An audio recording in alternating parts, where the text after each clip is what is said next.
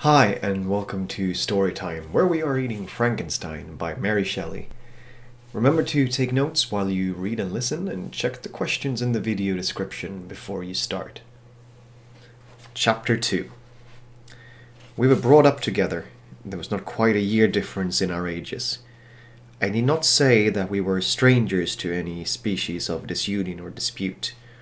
Harmony was the soul of our companionship, and the diversity and contrast that subsisted in our characters drew us nearer together. Elizabeth was of a calmer and more concentrated disposition, but with all my ardor, I was capable of more intense application, and was more deeply smitten with the thirst for knowledge. She busied herself with following the aerial creations of the poets, and in the majestic and wondrous scenes which surrounded our Swiss home. The sublime shapes of the mountains, the changes of the seasons, tempest and calm, the silence of winter and the life and turbulence of our alpine summers. She found ample scope for admiration and delight. While my companion contemplated with a serious and satisfied spirit the magnificent appearances of things, I delighted in investigating their causes. The world was to me a secret, which I desired to divine. Curiosity, earnest research to learn the hidden laws of nature, gladness akin to rapture, as they were unfolded to me, are among the earliest sensations I can remember.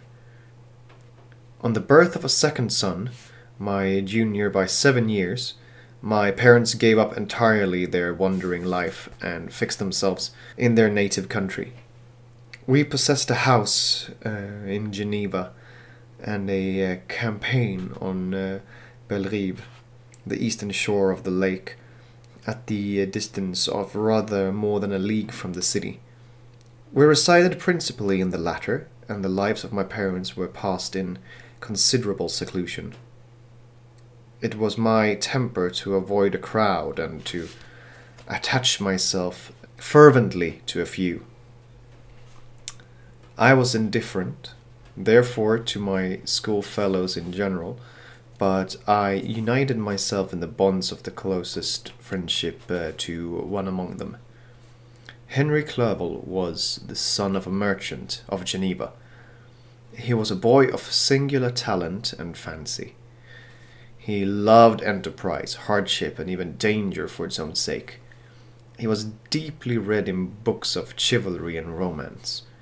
He composed heroic songs and began to write many a tale of enchantment and knightly adventure. He tried to make us act plays and to enter into masquerades in which the characters were drawn from the heroes of Roncesvalles, of the Round Table of King Arthur, and the chivalrous train who shed their blood to redeem the holy sepulchre from the hands of the infidels. No human being could have passed a happier childhood than myself. My parents were possessed by the very spirit of kindness and indulgence. We felt that they were not the tyrants to rule our lot according to their caprice, but the agents and creators of all the many delights which we enjoyed. When I mingled with other families, I distinctly discerned how peculiarly fortunate my lot was, and gratitude assisted the development of filial love.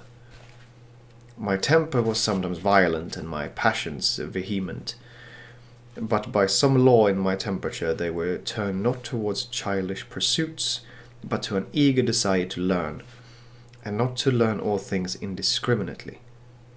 I confess that neither the structure of languages, nor the code of governments, nor the politics of various states possessed attractions for me. It was the secrets of heaven and earth that I desired to learn, and whether it was the outward substance of things, or the inner spirit of nature and the mysterious soul of man that occupied me, still my inquiries were directed to the metaphysical, or in its highest sense, the physical secrets of the world. Meanwhile, Clerval occupied himself, so to speak, with the moral relations of things. The busy stage of life, the virtues of heroes, and the actions of men were his theme. and his hope and his dream was to become one among those whose names are recorded in story as the gallant and adventurous benefactors of our species.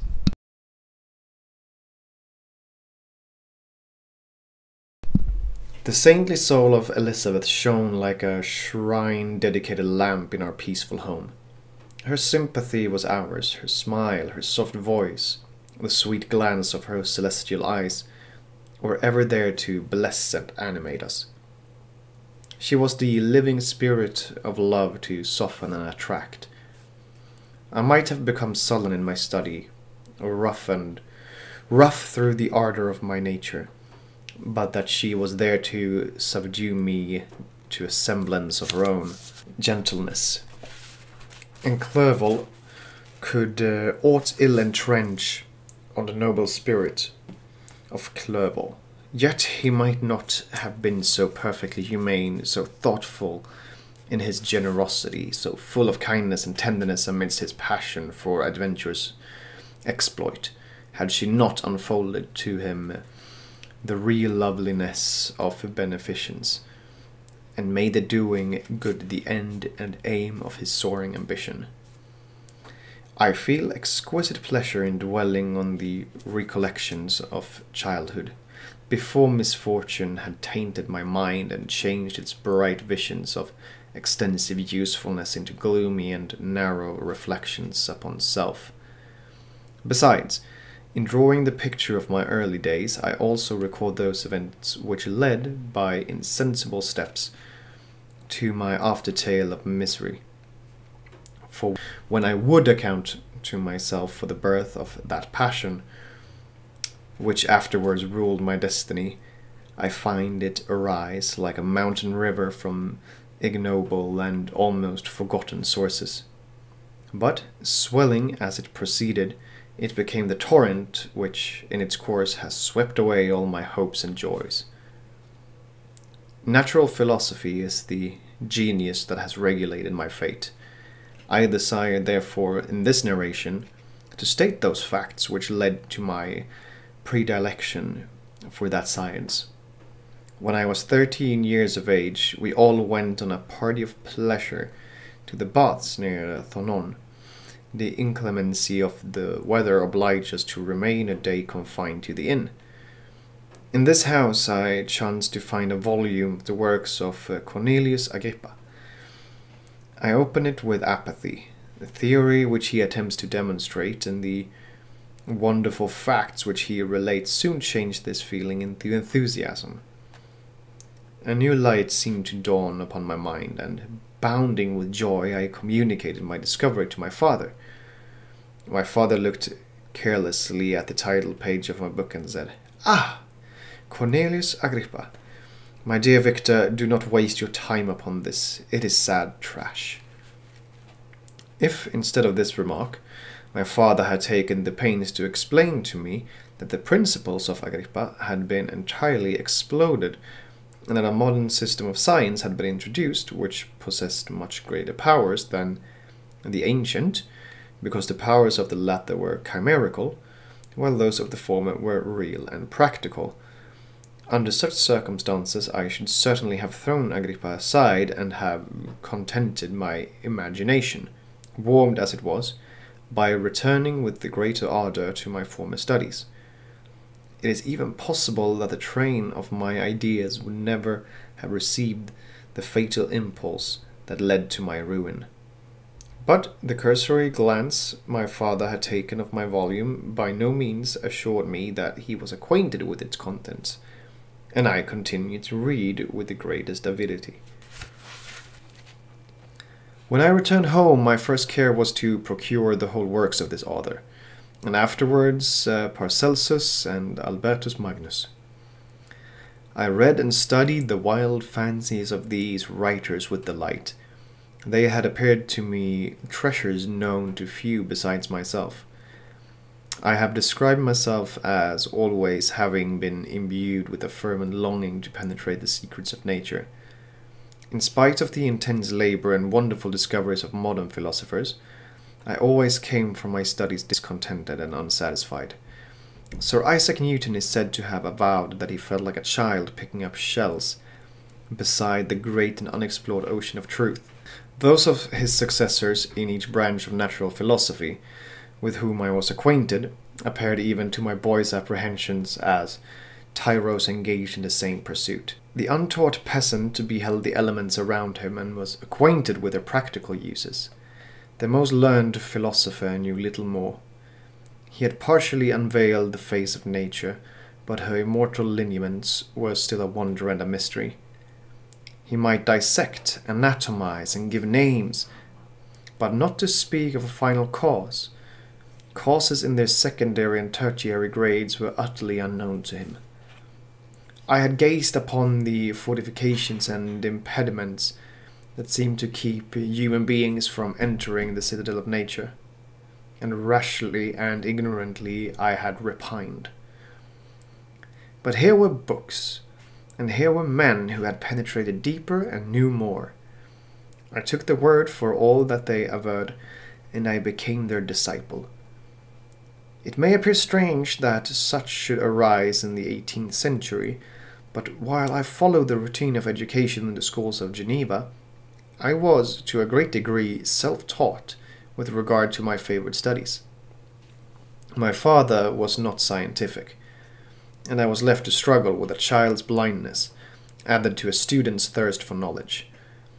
Under the guidance of my new preceptors, I entered with the greatest diligence into the search of the philosopher's stone and the elixir of life, but the latter soon obtained my undivided attention.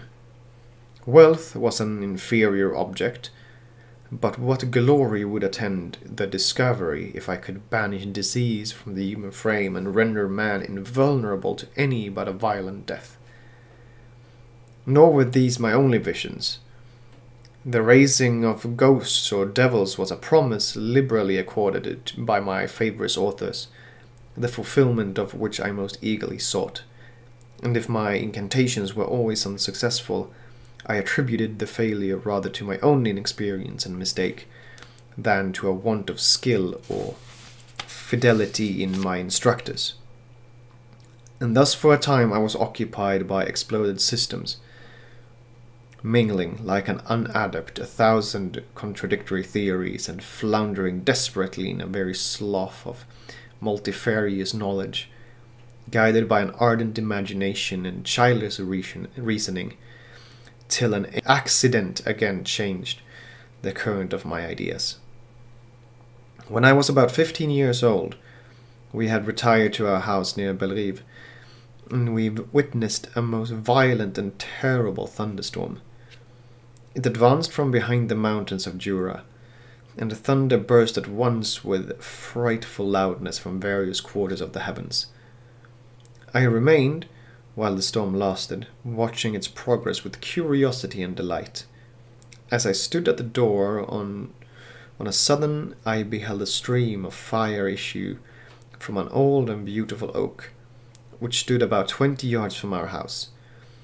And so soon as the dazzling light vanished, the oak had disappeared and nothing remained but a blasted stump. When we visited it the next morning, we found the tree shattered in a singular manner. It was not splintered by the shock, but entirely reduced to thin ribbons of wood. I never beheld anything so utterly destroyed. Before this, I was not unacquainted with the more obvious laws of electricity. On this occasion, a man of great research in natural philosophy was with us, and excited by this catastrophe, he entered on the explanation of a theory which he had formed on the subject of electricity and galvanism, which was at once new and astonishing to me. All that he said threw greatly into the shade of Cornelius Agrippa, Albert Magnus, and Paracelsus, the lords of my imagination. But by some fatality, the overthrow of these men disinclined me to pursue my accustomed studies. It seemed to me as if nothing would or could ever be known. All that had so long engaged my attention suddenly grew despicable. By one of those caprices of the mind which we are perhaps most subject to in early youth, I at once gave up my former occupations, set down natural history and all its progeny as a deformed and abortive creation, and entertained a great disdain for a would-be science which could never even step within threshold of real knowledge. In this mood of mind I betook myself to the mathematics and the branches of study appertaining to that science, as being built upon secure foundations and so worthy of my consideration. Thus strangely are our souls constructed, and by such slight ligaments are we bound to prosperity or ruin. When I look back, it seems to me as if this almost miraculous change of inclination and will was the immediate suggestion of the guardian angel of my life, the last effort made by the spirit of preservation to avert the storm that was even then hanging in the stars and ready to envelop me. Her victory was announced by an unusual tranquillity and gladness of soul, which followed the relinquishing of my ancient and latterly tormenting studies. It was thus that I was to be taught to associate evil with their prosecution, happiness with their disregard. It was a strong effort of the spirit of good, but it was ineffectual. Destiny was too potent, and her immutable laws had decreed my utter and terrible destruction. So that was it for today. Hope you enjoyed, and remember to reflect on the questions.